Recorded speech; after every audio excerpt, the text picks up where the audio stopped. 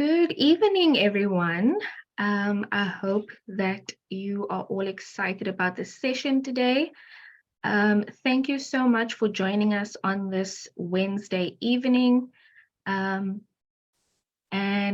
yeah, I've seen some people have already introduced themselves in the chats.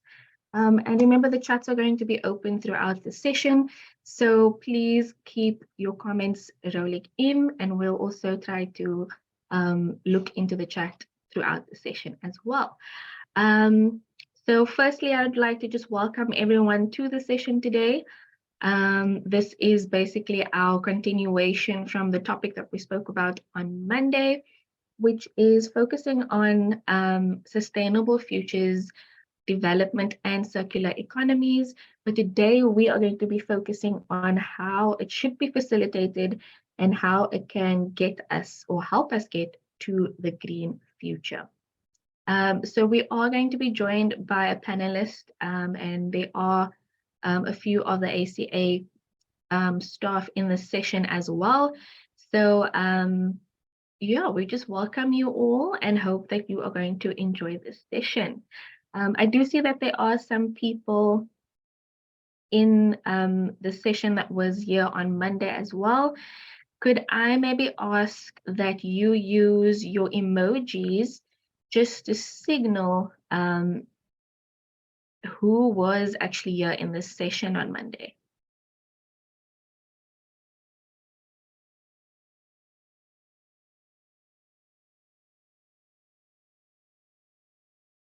Okay, if you can, just use your emojis in the at the bottom of the screen. It should be just to signal if you were in the session on Monday.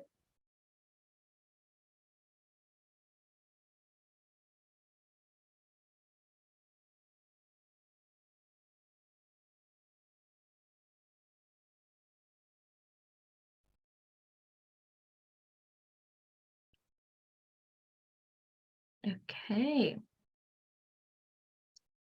Yes, so we have some comments in the chat saying, yes, I was in. And we've got an emoji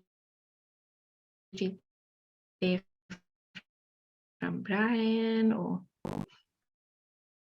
And for those of you who are new, I'll just touch a little bit on what we spoke about on Monday. We were basically just breaking down the topic, and we tried to kind of create a space where we were all kind of touching on the subject of sustainable living and also how we can create a more sustainable and circular economy.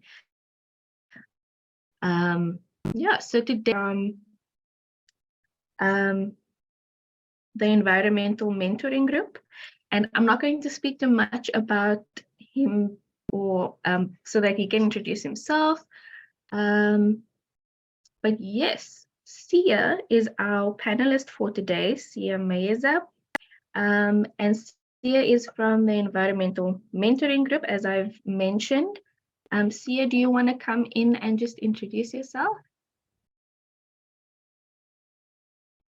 Thank you, Tasnim, and good evening, everyone.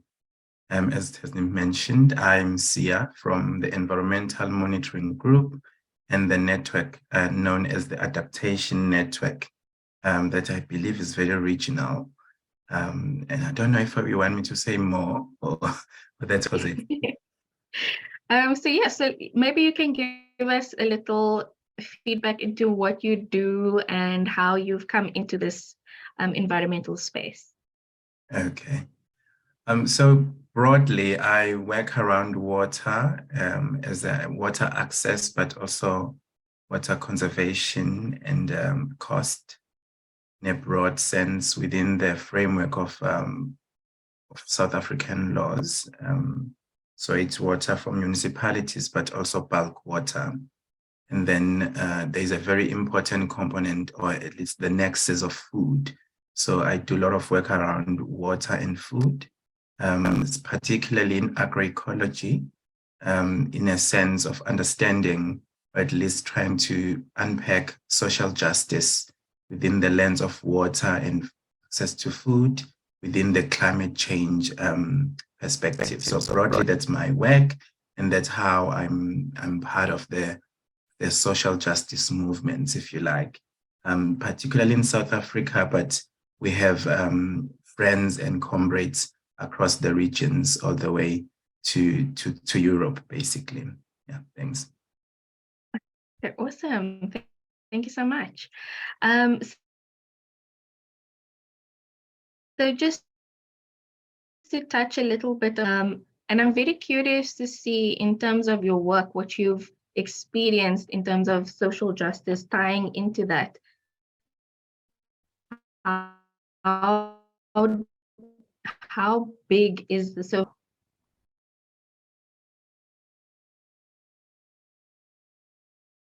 I wonder if your load shedding is failing you, that Hasnim, because you're breaking a bit. I couldn't hear the question. I'm so sorry. Can you hear me a bit better now? Yes. Okay, awesome. So I was just saying that you've mentioned that you focus on social justice as well in terms of the work that you've been doing.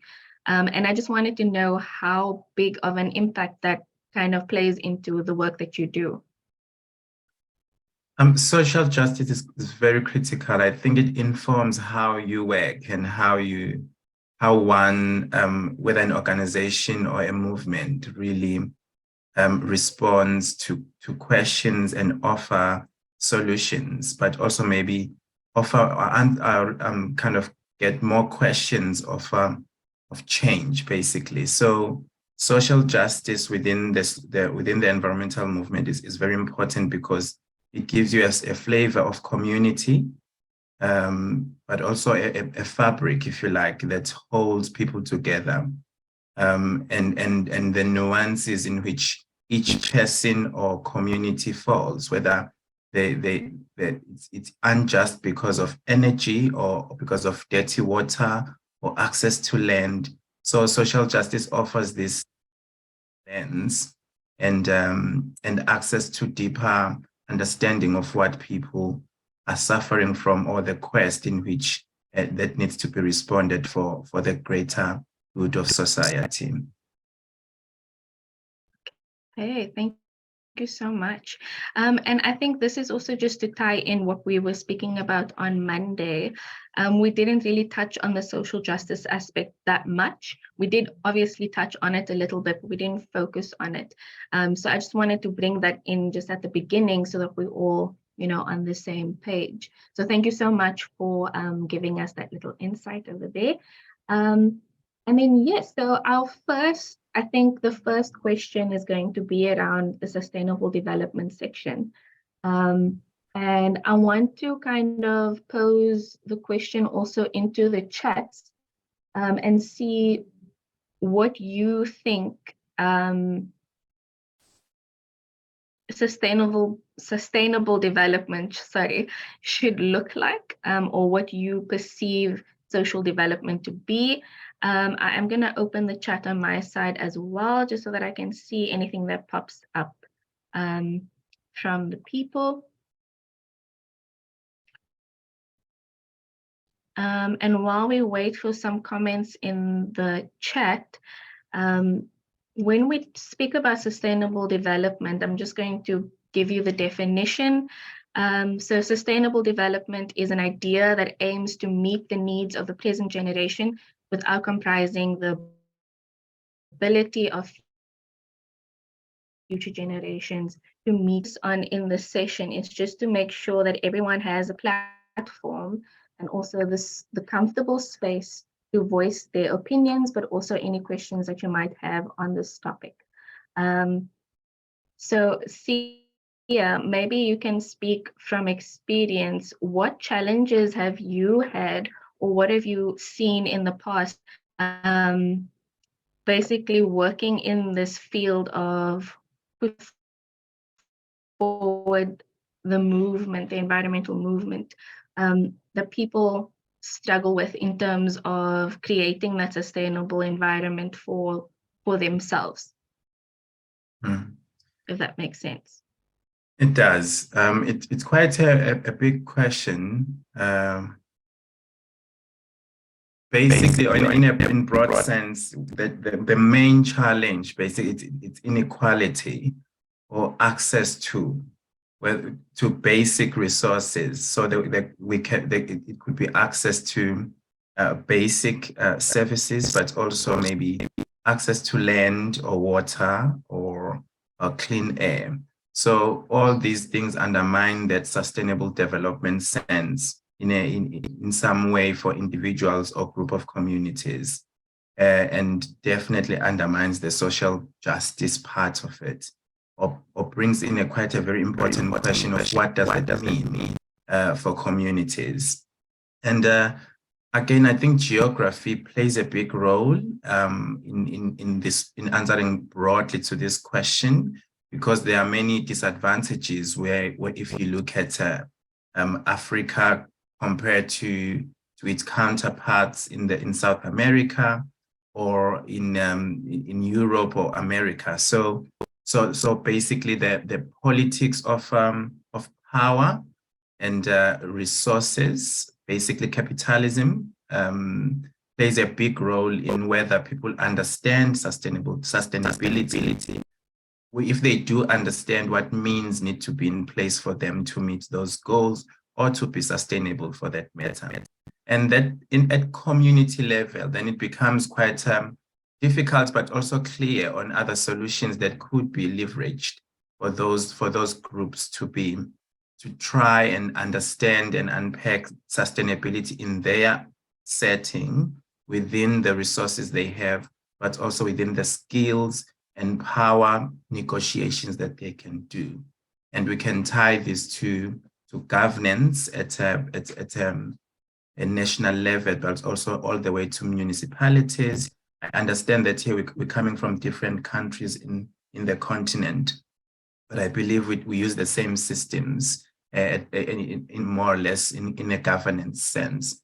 So this really sits at how the governance of that country looks and works, but then also the freedom of the people to organize and create solutions that are more grassroots driven. Okay, thank you so much.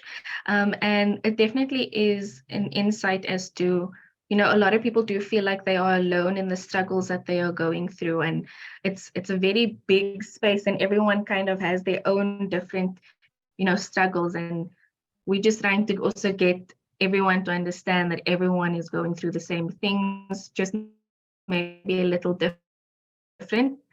We work together, and the more we are working towards the same goal, the better impact will be. What I wanted to ask Sia is, what are some of the examples that you could give us of a successful sustainability initiative that would have derived from community action? Because we speak about how the community can work together to kind of overcome these challenges. So I believe that there are so many initiatives. I know them personally in South Africa, but I know of comrades and people that have done amazing work elsewhere in countries like Rwanda, Kenya. I believe also in at least those two I know very well. So I think some initiatives are kind of powerful networks that are focused on a specific goal.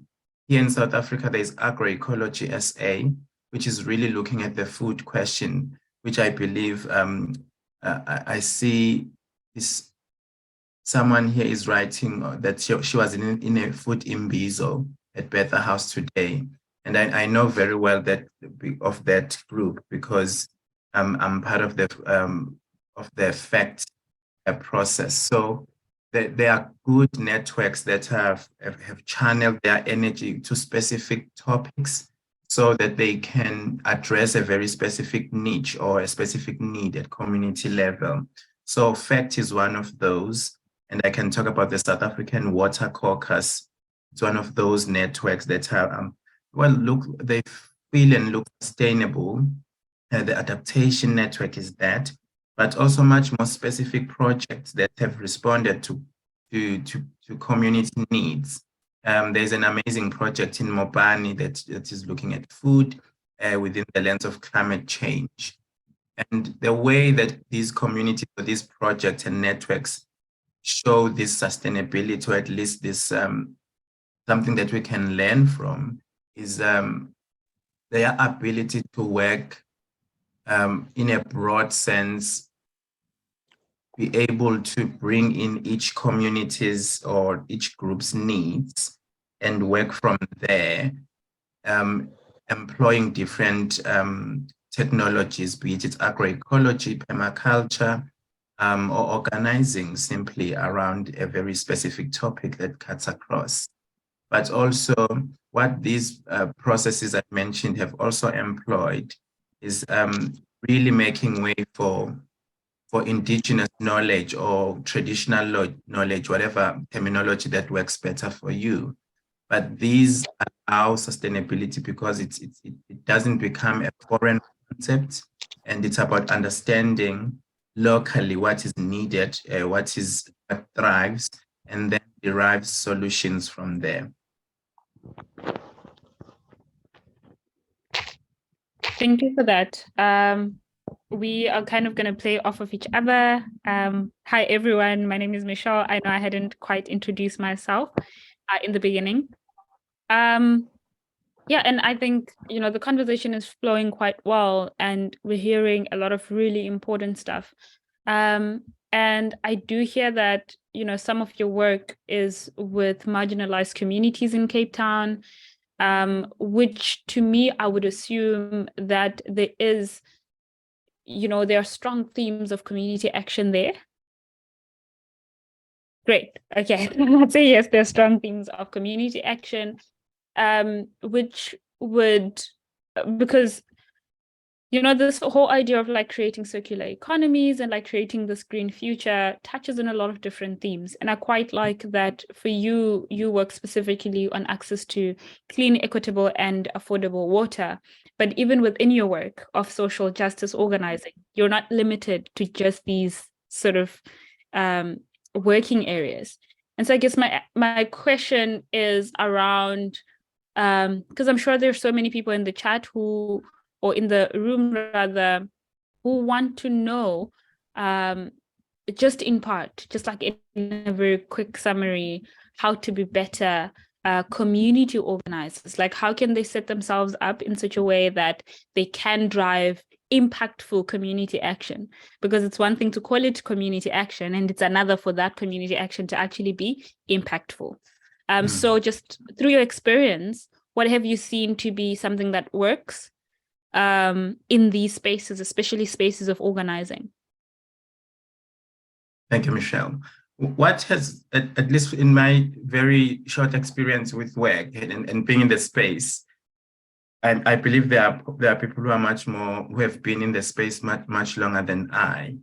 But what has really worked is quite a very localized issue that people organize around, that usually really gives people purpose and focus. So if it's a water issue, let it translate to everyone. And normally, at least, what happens is that if it's a water issue, it will touch a farmer because they need water. It will touch an old person because maybe they are responsible for a household, and a younger person because of certain reasons. So if you have a common goal, a common issue that you're organizing around, that really, really works. Another thing is being able to be open to diversity, because that one ensures success. When it's more diverse, be it by race or by age or by gender, allow those, because they create a sense of community even to the space in which you're trying to influence. I'll just pick on those for now, but I think there are many other elements that one can look at in organizing successfully. Of course, and I think that's amazing that you've mentioned these different factors that have to be taken into account when one is maybe planning a community action or planning to be involved in a community action. And I think just to follow up on that specific question is just around how we can work toward greater collaboration and partnerships between different stakeholders so that we can create a more sustainable future. And maybe then that ties into that idea of like a green economy. So now we've kind of heard the things that we have to consider when organizing. Yeah. So maybe example, it's me and I would like to organize in my community.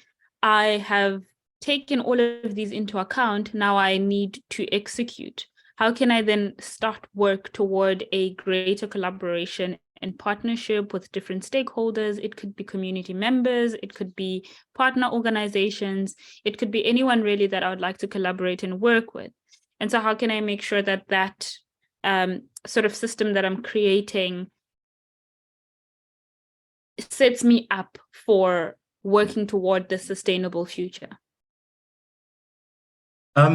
Sustainable, I mean, I think we unpacked the sustainable future one a bit at the beginning. So, but it's for me, it's understanding what are you organizing towards, and then finding partners or stakeholders or friends who resonate with that, which is quite easy with the internet and everything, but it could be difficult because people arrive at these things differently.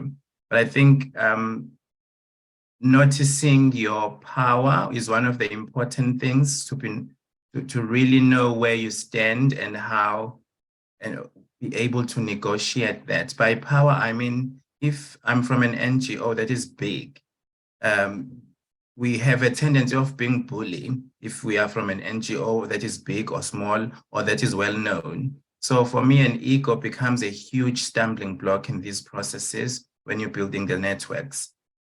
So really being aware of the power your space you come from brings.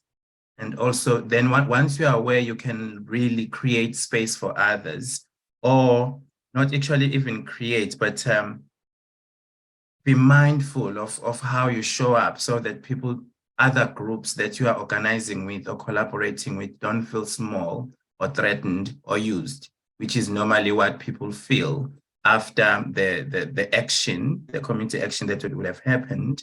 Then normally people don't feel hurt because someone was more bully and stuff like that. So for me, as younger activists, we think we need to be really, really aware of that. And I think that will take us a long way and ensures a lot of success in this sustainability we're working towards. Right. And I quite like what you've just mentioned now, and I want to just touch on maybe 2 or 3 themes. One, the issue of technology and how we can leverage it, right? And I'm going to put that in a question a little bit later, but I just wanted to comment on this idea of being mindful of the spaces that we're creating and how we sort of engage with people. And I think it goes beyond just community action. And community action can look, however, it can be a community cleanup, it can be a beach cleanup, it can be a workshop, whatever it can be, right? It takes different forms depending on need. But what stays true is this need for us to really make sure that the spaces we're creating are safe, the spaces we're creating are inclusive, and that they really allow for maximum participation, as well as, I think, continuation of the work.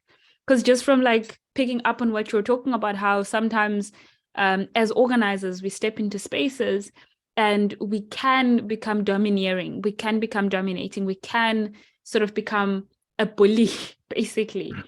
And stepping into spaces with that in mind, with being mindful not to make people feel less than, with really wanting, with the goal being to include everyone and to involve everyone as much as possible, it means that maybe we take away that aspect of people feeling like they were being used. Because those are some of the feelings that do come up. And in terms of technology, I think a lot of people here are young, and young is relative. Hey, young is relative. Yes. As young as you are. So, I mean, this idea of like leveraging technology technology can be very overwhelming. For many people, no matter how young you are, because I do feel like, you know, if you're 50, you could be very, very young, mainly young at heart. But how can one leverage the power and the potential that technology has in organizing for community action or facilitating spaces that allow for there to be, I don't know, sustenance, so that we can actually be creating those, it could be sustainable community groups or long-lasting relationships that can aid us to this new sort of way of life future that we're trying to envision. So how can we use technology in a way that is beneficial, even though it can be like overwhelming and like negative at times, but how can we use it to our advantage? I believe coupling technology at the moment is quite important. We need to understand where we are as countries in Africa and what the spaces we're organizing in. If it's rural, I mean, we have load shedding. There are a lot of things that undermine our efforts of being ahead with technology, etc. So coupling technology with old ways of doing it, by old, I don't even know what I mean, but I mean the traditional ways of doing it, whether it's really phoning people, doing door-to-door movements, kind of those things. They're quite important to the veterans of the social justice struggle, and very important for the future we're envisioning that is sustainable. But also we need to remember that we like what's the right word for this? We like togetherness. We always talk about Ubuntu and stuff like that. And we need to be aware that technology sometimes take away parts of that. So as we organize and as we take advantage of technology, I think it's important to remember some other threads that are really holding us together in a very powerful manner that is very difficult to describe. So WhatsApp groups make it very easy. Podcasts, etc., make it absolutely amazing to organize and share information. But let's not forget to be together, to talk to each other, to stay. For me, my work is, as much as it's sometimes very policy, I find absolute amazing strength and power in spending time with in the space you work in. Just take a day and walk around the community, drink coffee, don't talk about work. And those very weird, soft approaches make the struggle much better, because most of the people are struggling and have no spaces to be heard, to talk, to without fighting with other comrades, more or less. So those small gestures are very important as we mobilize and build a community of practice, but also towards a sustainable future. I quite like that. I'm one of the people who's always kind of championing this idea of Ubuntu, and I never quite thought about how technology sometimes can take away the essence of togetherness and the essence of being in the same space, and like me recognizing your humanity just by being and sharing the same space. And I think that's one of the challenges, I guess, that's been introduced by this world of like evolving technology, where it's so much easier for us to meet online and be like, call it a day, right? Yeah. But then how do we build communities through Zoom? And I think that's a question that I really am now like wondering, because it's great to sort of build communities across different regions. And I think that's a positive that comes with technological spaces. But I think at times it also takes away that being in the same room and like being able to meaningfully organize in ways that last. I really quite like how you spoke about that. And I think we keep saying sustainable future, right? And it's great. I love the idea of a sustainable future, but I just want to hear from you. What does that look like? What is it? What do we mean when we say sustainable future or like green future? Like, what are we actually working toward? In my understanding, a sustainable future is where wealth is shared amongst all the beings in the space. By wealth, I don't mean money only. I mean land, water, clean, swimmable rivers. Everyone has clean environment around them. Sustainable future is where, what do we call it? Economic class is not a determiner of success. It's where happy communities or content communities are realized. And there's this word we normally use, living in harmony with the environment. But that's very true, because speaking from a water perspective, a sustainable future, it's where a sangoma or a prophet can walk to the river that is not toxic or harmful and baptize their people, while a farmer is farming quite amazingly with his or her goats and sheep. You know what I mean? That harmonious living where crime is not fueled by hunger, where women can walk safely in spaces. For me, that's a sustainable future where the environment ensures the safety nets of communities. That includes access to food and food sovereignty, where people control their food, etc. So for me, that is a sustainable blue-green future. Yeah.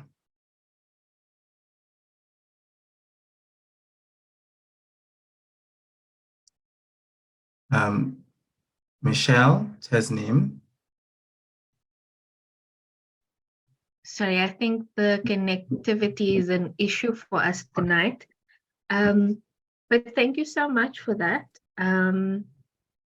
So I think I'll go to another question, because I really love what you've been communicating with us so far and the comments that you've made, specifically talking about the technology aspect of it and, you know, how that affects people. I definitely resonate with that quite a lot. So I think my next question is going to be around, you know, the mobilizing of public and private funding. We've touched on it a little bit more earlier with Michelle, but what do you think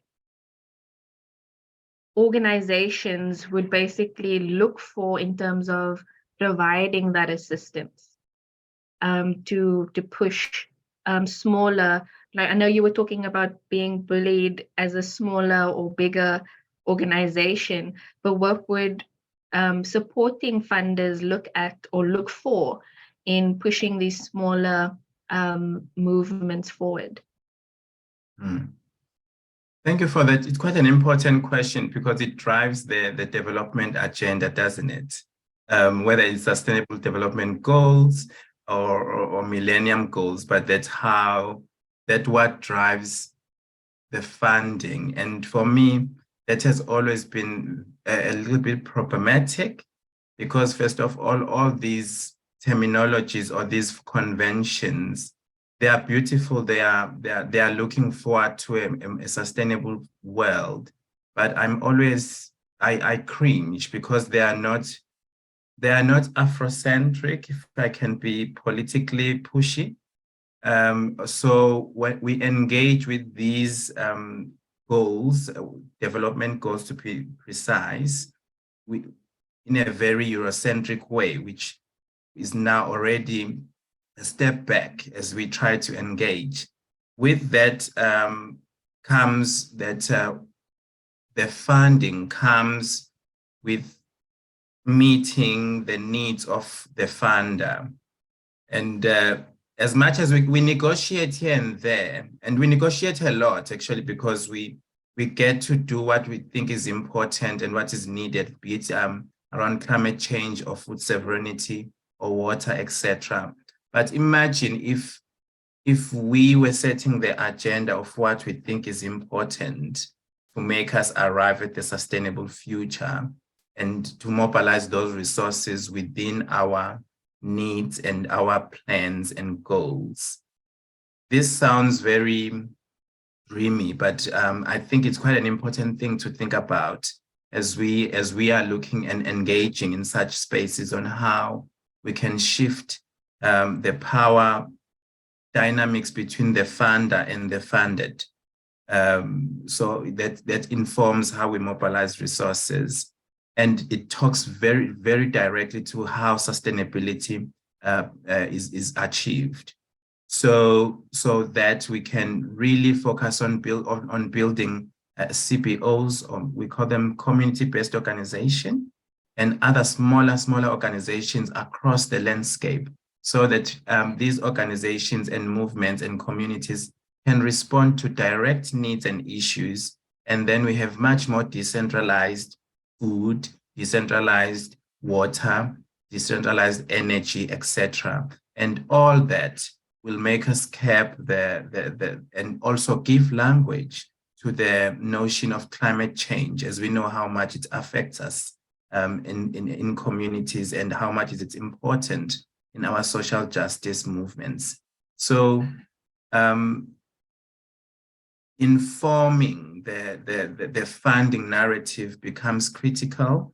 If we can't, which I know it's not something we can achieve tomorrow, but it's that continuous push a little bit every time when we are negotiating with our funders and whoever the money comes from, including governments of our respective countries.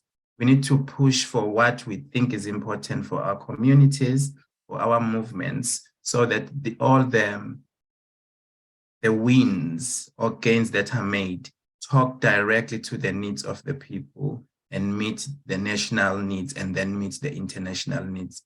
And then I believe sustainable futures are more, they will be more at our fingertips than what we're looking at now. Thank you. I think that's amazing, right?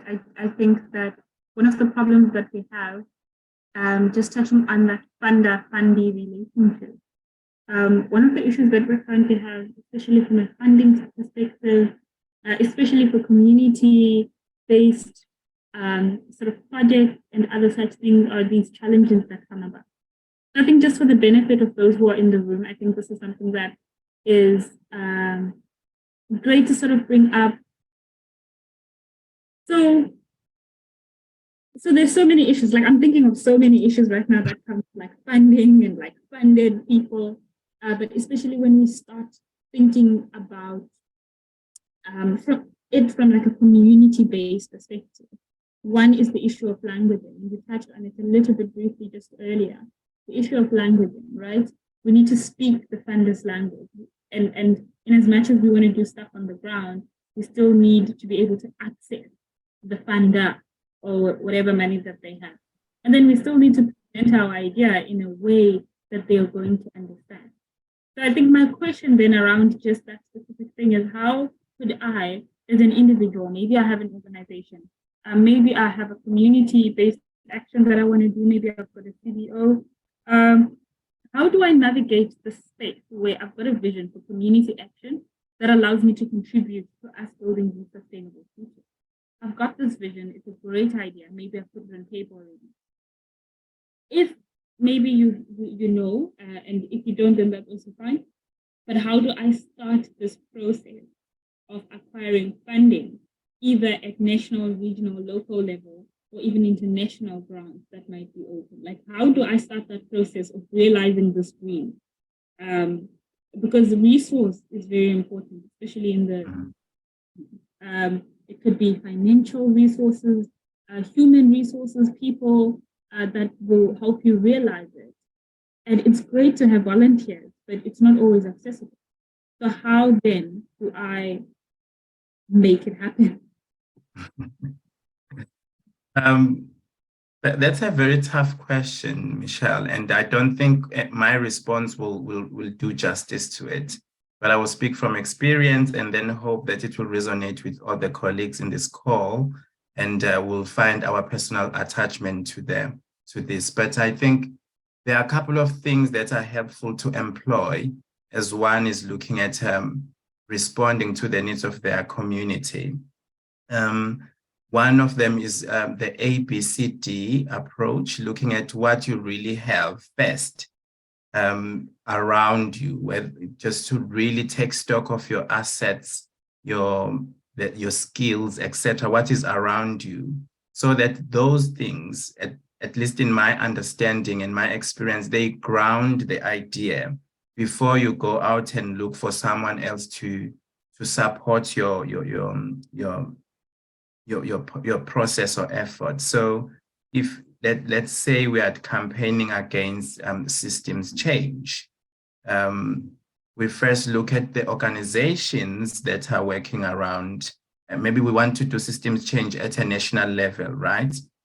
Before we get funding from, I don't know, hopefully this won't backfire, but let's say there is some funding from somewhere in the EU, right? I think for us to be powerful and be authentic in our movement, we need to be aware of what we need here. Yes, I know. We need to be aware of what we have locally first. What skills do we have? What knowledge do we have? Then we can be able to kind of really recognize the negotiation gaps and the negotiation spaces where we can draw a line also. And I think also that provides a space for pushing back a little bit. If a funder gives you money, this is my experience at the organization I work in. If the funder gives you funding, you must push a little bit to understand their politics, to make them understand where you come from and what you want to achieve. And then you negotiate what they want to achieve or see, and what you want to see must align, or at least must be not too far apart. Otherwise, it becomes a child-mother relationship, if you like. Someone is more dominatory than the other. So that, for me, that would be a start to really look at what is available and be very clear about what skills can you use locally before you look at funded inputs. Yeah. I think also just really being clear about what you want out of. It becomes very easy for funders to, for lack of a better term, bully you if you're not too sure what your vision is, what your mission is, if you're not entirely sure what you're applying this money for. So I think it also, on top of everything that you said, it's also very, very helpful for one to know exactly why they're doing what they're doing and why they need those funds and why they need to take stock. And I think it also just becomes clearer as well. Thank you so much for that. At this point, I would like to just break a little bit from this conversation in this way. I know that there have been so many people who've just been commenting in the chat, which is amazing. And I'm going to ask Tasneem to kind of go through those contributions. At the same time, I want to ask if anyone has any questions, Sophia, please do put your hand up and we will allow you to speak. We'll just unmute you and then you can question Sia about maybe what you've been hearing thus far, but also about maybe something else that you feel like maybe we haven't covered yet and how that can be factored into the conversation. Firstly, I just want to point out that there's a lot of praise for Sia and what he's contributing. So again, thank you so much, Sia, for being with us tonight. And we've had a few people that have just stated again where they are from. And there's a lot of people from Zimbabwe, Zambia. We have people from Malawi in the groups, and also Kenya. There hasn't been any questions popped up as yet. I do see that there are some comments as well about connectivity on their side. So I think today is just not playing with us in terms of connectivity. But there are some comments down here. Let me just get to that. Hele, thank you so much for commenting in the group. You've been quite a presence in the chats today. And she's also stated that she's come up with such a beautiful saying. And the saying is that the land does not belong to us and we belong to the land. And I think that's a really beautiful saying that it resonates quite a lot with what we've been speaking about as well. And also a comment to that statement is that capitalism makes us forget that and not only, and only focuses on profit. So yes, so far that's the only questions or statements, let me rather say. Loriana's stated that sustainable future is achievable. Thank you, Sia. And then also if Michelle has stated in the chats, if you are not comfortable unmuting, please send through questions in the chat. So if there are any questions, please don't be afraid.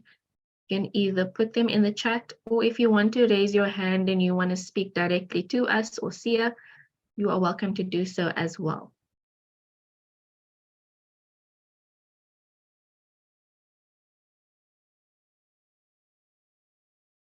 Cool. So I think while we wait for those questions to come, we can kind of then just continue with the conversation. I will be turning my camera on and off just so my internet can stabilize. But just to follow up on, we've been speaking a little bit, or a lot rather, about community action and how we can sort of ensure that those community actions are sustainable, and also defining what sustainability means. And I think that's also, that is also case by case. But in the looser idea of it, it's just so something lasts long, as in can exist over time. But I think it's great to know how to start community actions and have this really amazing idea and then be able to execute. But how can we measure the impact of our initiative? One, and how can we measure the sustainability of these initiatives and ensure that they're achieving their intended outcomes?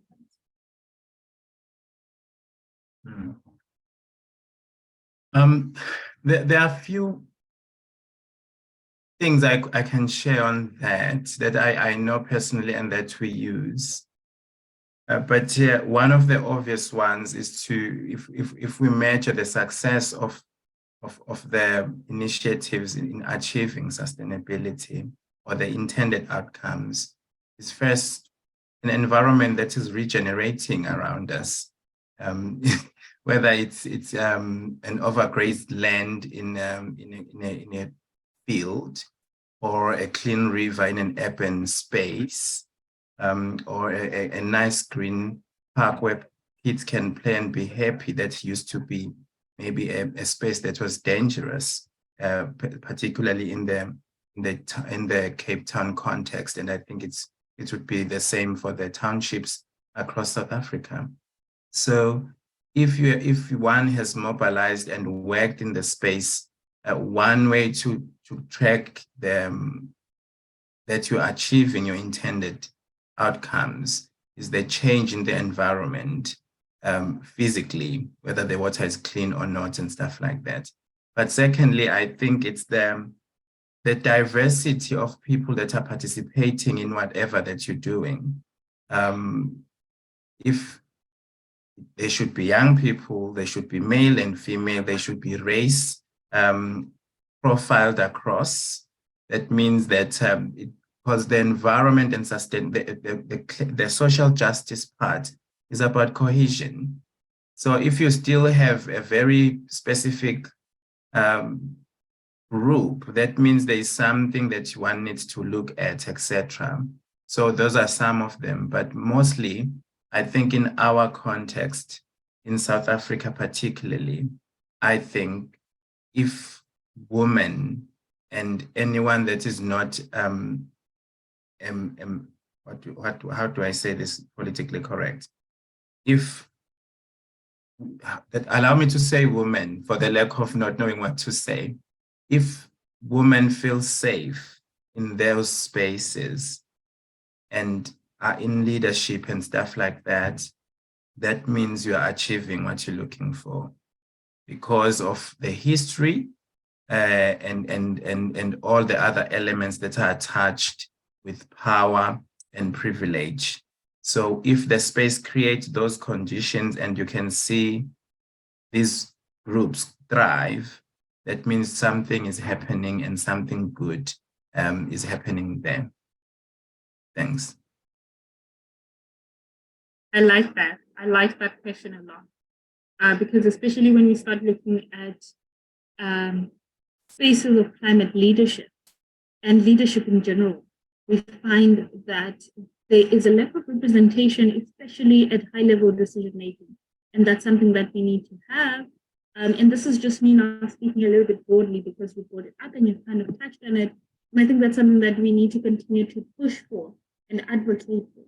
And I think that, you know, this kind of leadership that we look for, especially at a high level and like this representation, starts at community level.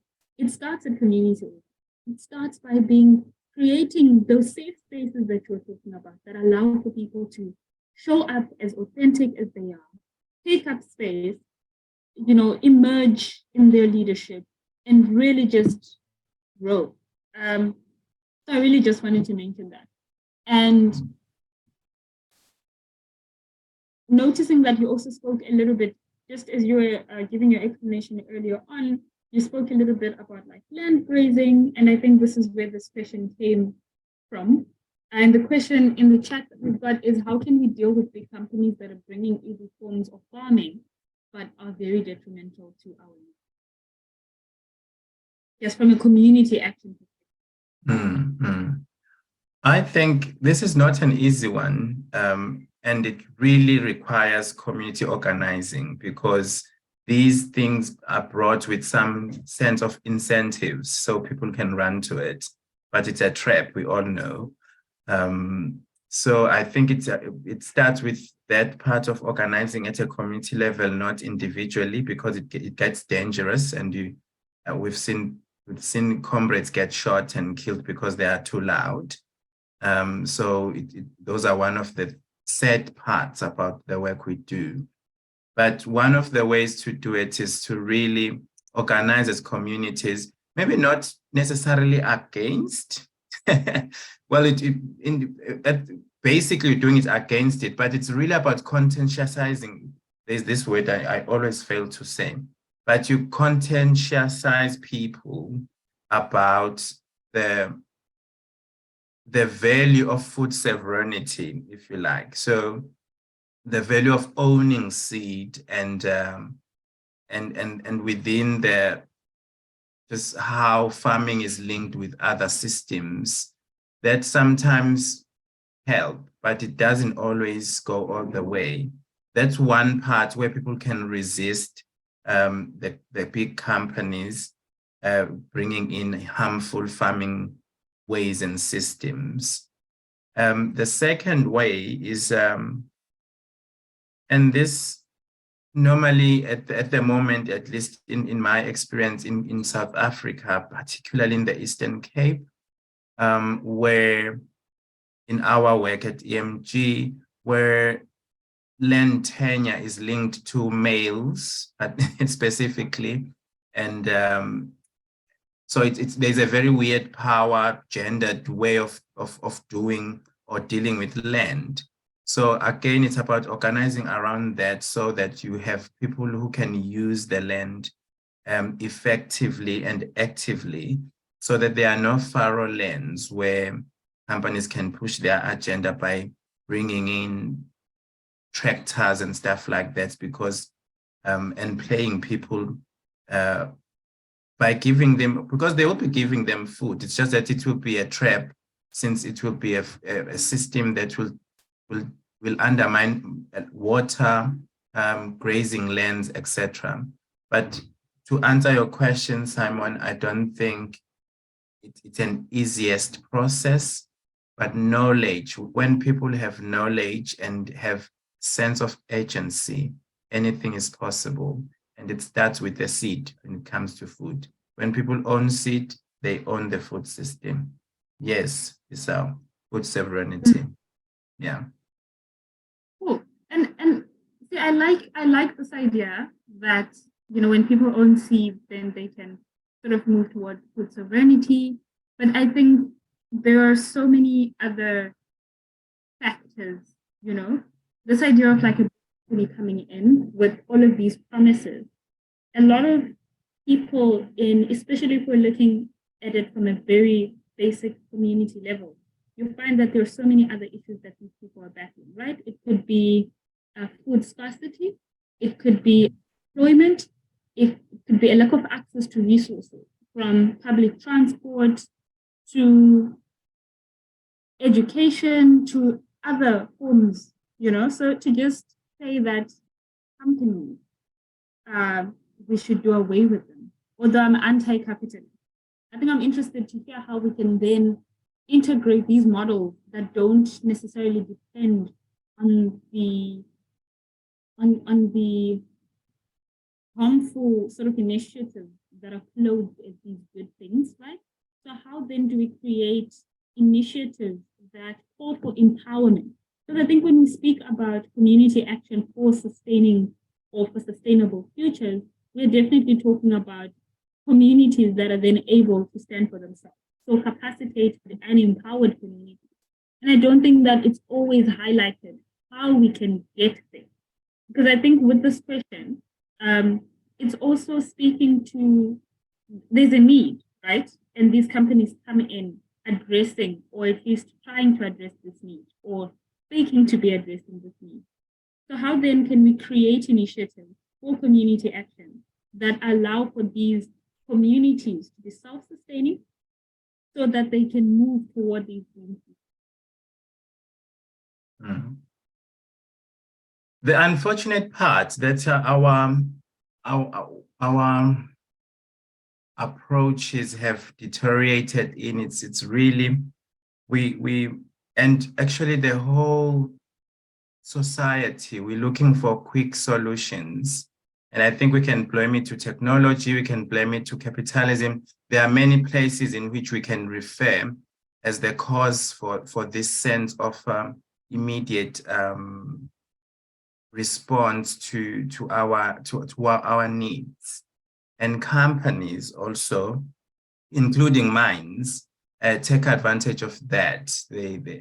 We all know that the gateway out of our poverty or misery is getting a job, which is what was used in any colonial system. I know that Issa, you said we shouldn't normally go there, but we need to reference it at some point because it set the tone of our thinking.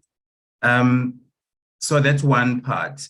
And the second part, when it comes to trying to bring value to people and the land they live in, is quite a long process because you need to decolonize the mines in your process. And you need to couple that sense of decolonizing the way they understand the land, food, and themselves with the needs of the now. They need money to go to school, to buy electricity, etc. So in my previous work, in 5 or so years ago, I was working in the Northern Cape where a extremely marginalized community that was farming on the margins of white people's farms. They are still farming with rooibos. They had small patches of land, but being in a space, or at least having individuals that were focused and looking for long-term solutions.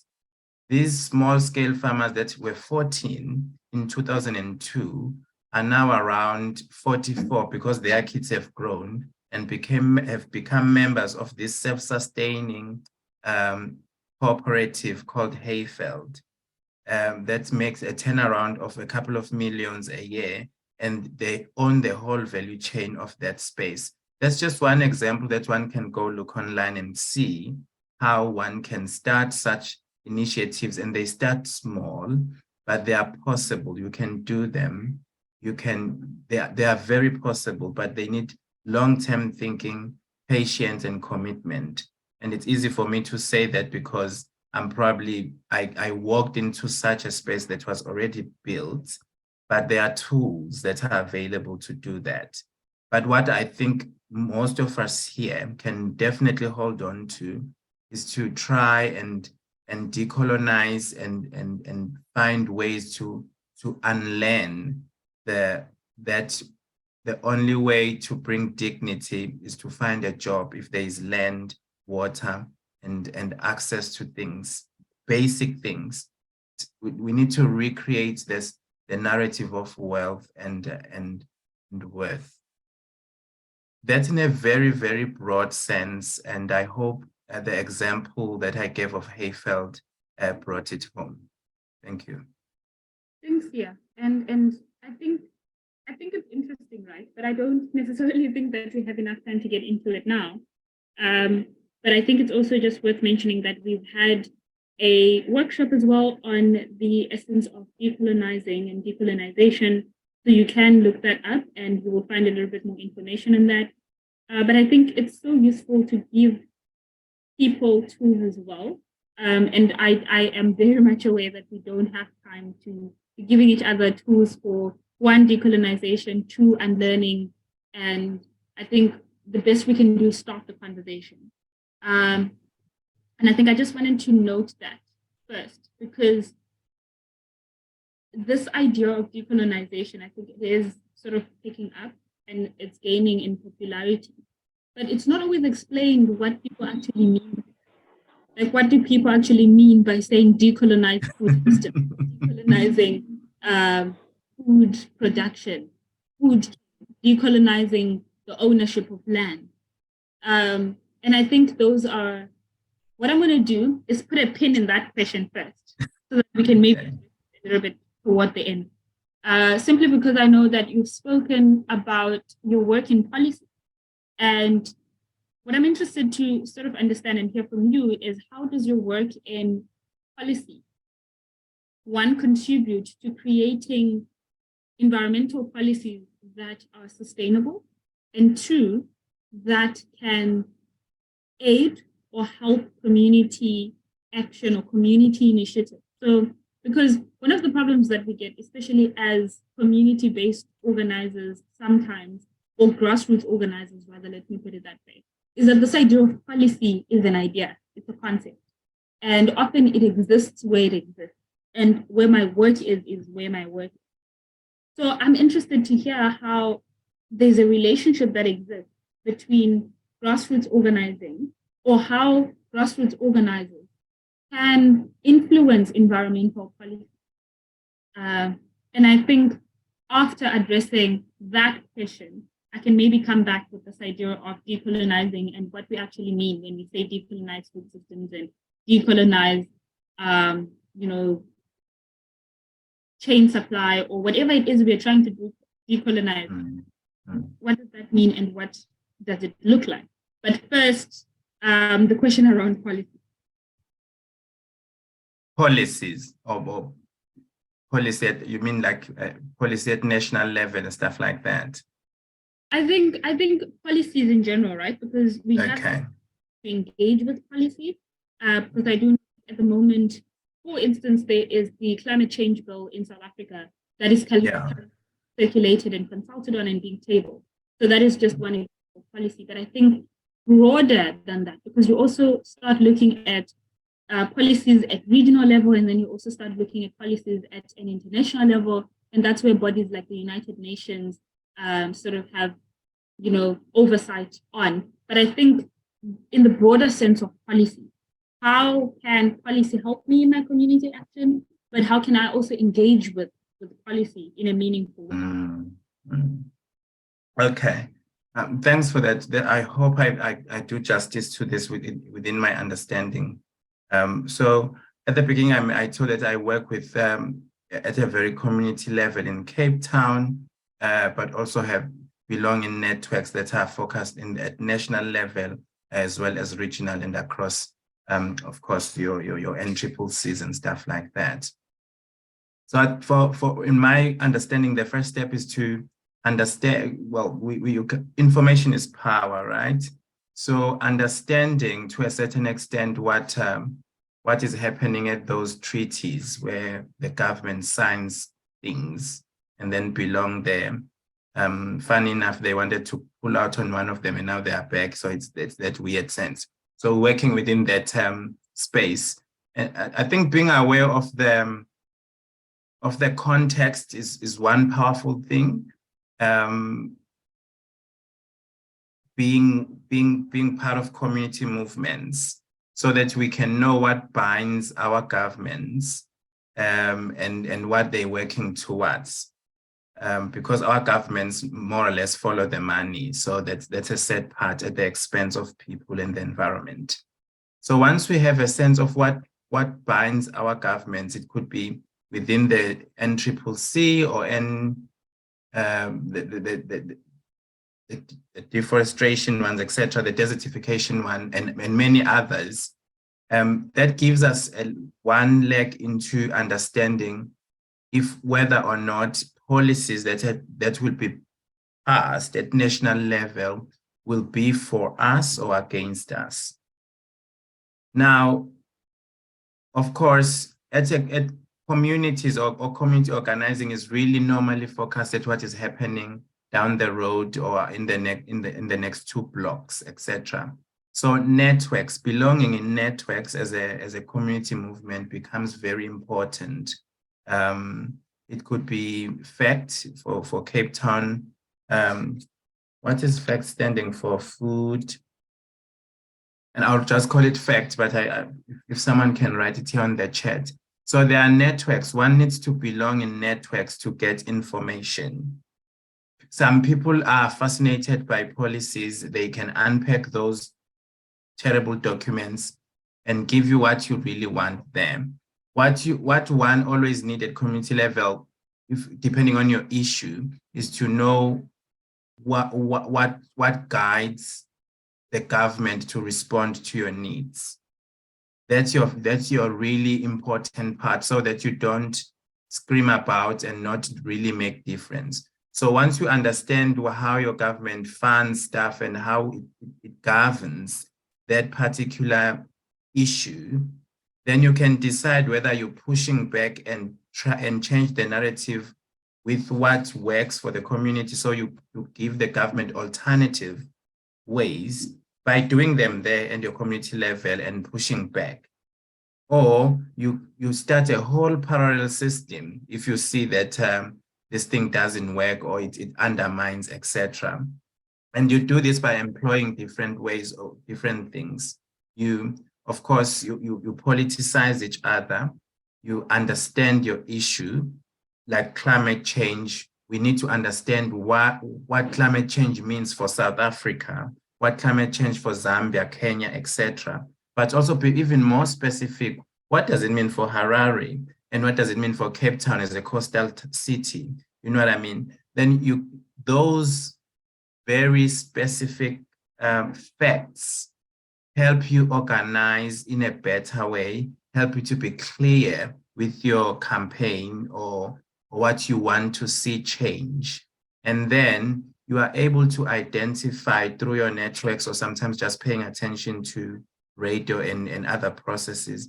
You are able to identify either partner organizations that will give you access to parliaments and such spaces, or your networks that will help you with that, or you take it to the street, whatever is safest and whatever it makes sense in a sequence of series. But also, I think as young Africans, we need to start writing. We need to really push a specific narrative that we want to see dominating in the next 10 years. Because only if we talk and not publish and write our thoughts and feelings and visions of the future, we're running a risk of continuously screaming about, but not setting a tone or of a specific narrative of change and very, very clear change. So for me, balancing all these things is important. And in the vast space of social movements, I think we can push many narratives at once, but we need to find a hook, a holding tool, whether towards sustainability or towards green futures, whatever we're working towards. I believe that would be one of the good ways to achieve linking policy to local struggles. Yeah.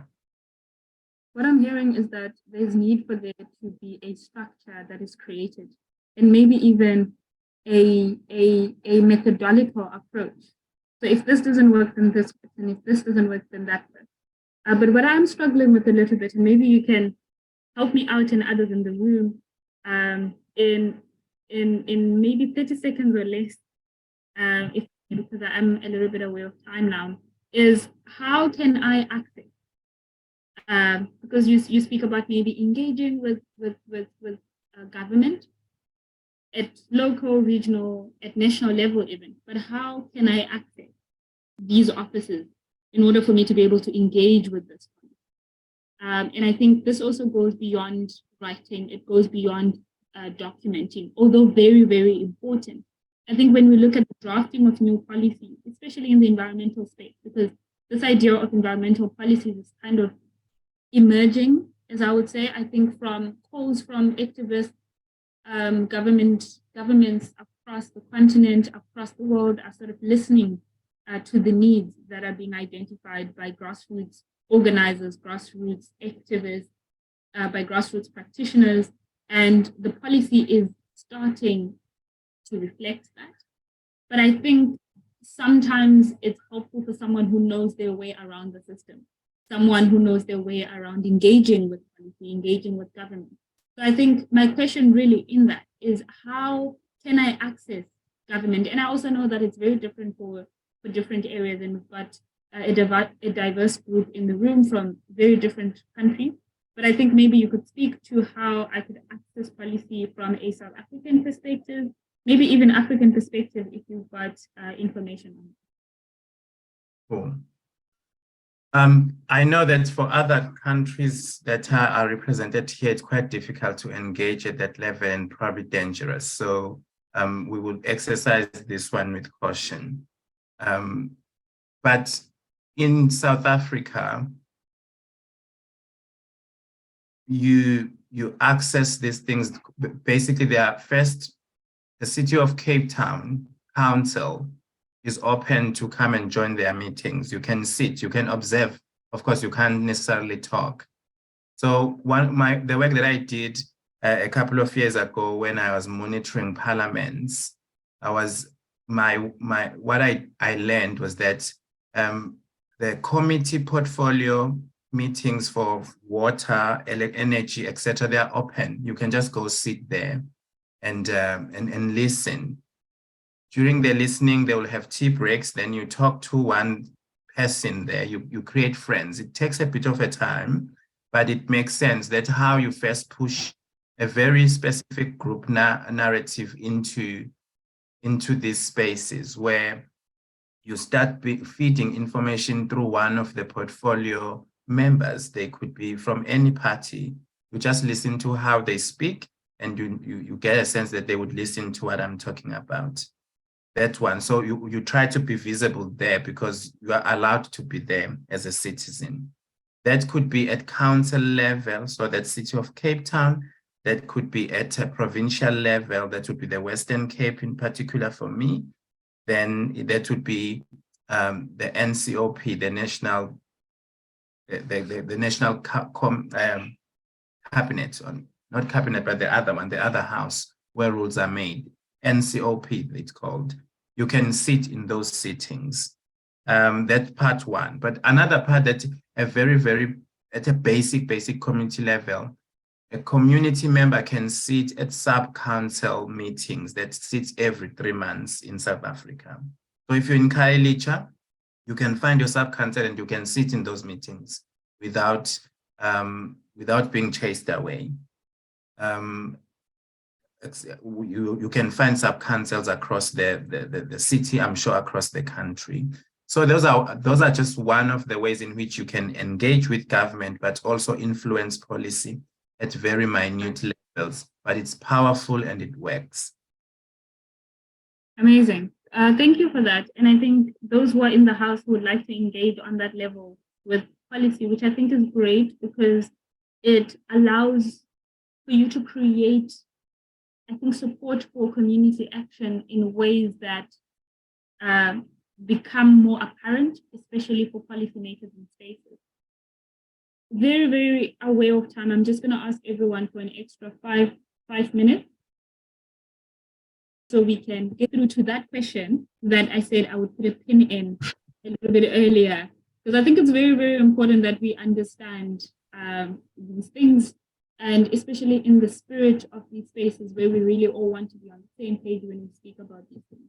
Because community action is amazing. And I think with the popularity of grassroots organizing, especially in mainstream media, this idea of decolonizing spaces and decolonizing work and decolonizing land and decolonizing all kinds of systems, which I'm not saying is a bad thing. I think it's really, really amazing. But I think my question there is more around how do we decolonize? It's a two-part question. How do we decolonize? And what are we decolonizing in the sense of community action, especially when we're facilitating community action for green future? So what are we decolonizing? How are we decolonizing in the context of community action, and how it's facilitated to help us get to green futures or sustainable futures? This is quite a tough one. I know what I need to say, but I don't know how to say it. And forgive me, colleagues, this is from my understanding, so please don't take it as a universal correct answer, but it's how I understand it and how it works for the work that we do at EMG. So how do we decolonize? What exactly do we mean by that? In decolonizing, for me, it's really looking at alternative ways of organizing, sharing information, and involving people. So participation, really stepping out of the mainstream way of if you like, there's a chairperson, there's a secretary. The setting of the room is not a circle, but there are people sitting in front and others listening. All those things are quite authoritative. They are top down. It's how you create a space where people feel part of, heard, and really applying the pedagogy of the oppressed. How do you bring back people's agency and confidence in a space as we are organizing? And this we can go to a much more theoretical part of it, but for me, the practical part is that how do you set up a room? How do you choose the chairperson of the meeting or someone who will hold the meeting that day, whether it's a facilitator or what? So those processes need to be really respectful and open for everyone. There must be maximum transparency. That's one part. This is within the community organizing, but also I think it just cuts across for me in all the work that we do, that anyone does if we want to see value in the work that we do. What are we decolonizing around? For me, I think that sits with each issue.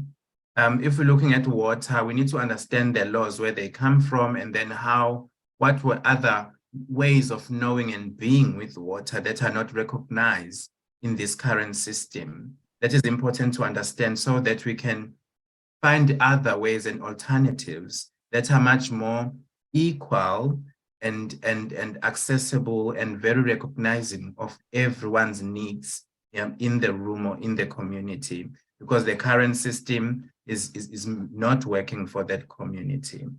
If it's food, again, we look at ownership and systems and monetizing resources, etc. For me, that's part of decolonizing. The politicization of these issues is important, and the consciousness of the people, so that they can find alternative ways to be and being with these resources, and also work around the solutions that will not repeat what we are fighting in the next 50 years. We'll literally find a super alternative solution that is sustainable and respectful of everyone, and that brings equality in communities. Yeah. Of course. Thank you so much, Sia, for your time today. Really. Thank you for having me. Your involvement. What I'm going to do now is just ask Tasneem if you've got some thoughts that you would like to maybe chip in with while I just organize the data reimbursement link. I see that in the chat it says it's not working, but maybe I'll take you in here, Tasneem, and then you can, if you've got any thoughts, yeah, here's the chance. Thank you so much, Michelle. I think being on the sideline a little bit was very informative for me.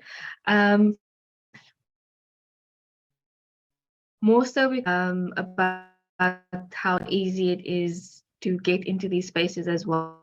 And I think I'll just comment on that a little bit. Tasneem, can I ask you because we're working towards a bigger picture. Tasneem? Yes. Can I ask you to just maybe switch video off so that we can hear you better? Okay, not a problem. Is that better? Much. Okay, perfect. So I was just saying that we're all working towards, a bigger picture, but we don't know necessarily where to start. And thank you so much, Sia, for touching on those spaces a little bit. And also just, informing us that there are some spaces that we could actually go into, and that it's so readily accessible. And I know that in the comments, it's also been brought up about the fact that, we don't really know that these things are available to us. So I really enjoyed that section and, finding out about the different things that are actually going around that we can have access to. Amazing. Thank you so much, Tasneem. And Sia, again, thank you so much for creating time to be in conversation with us around community action and how it can be facilitated to ensure that we can create the sustainable all-green futures that we're working toward. I will give you an opportunity, maybe just in 30 seconds, to last thoughts, to just share your last thoughts with the group before we call it. Otherwise, for everyone else who's in the chat or in the room, please utilize the link. And if you've got any questions, I've put the email address in the chat, team@africanclimatealliance.org. Otherwise, you can find us at africanclimatealliance.org on our website, otherwise on social media as well. So do reach out, send us an email, and we will respond. Otherwise, Sia, over to you for closing thoughts, and then we can call it.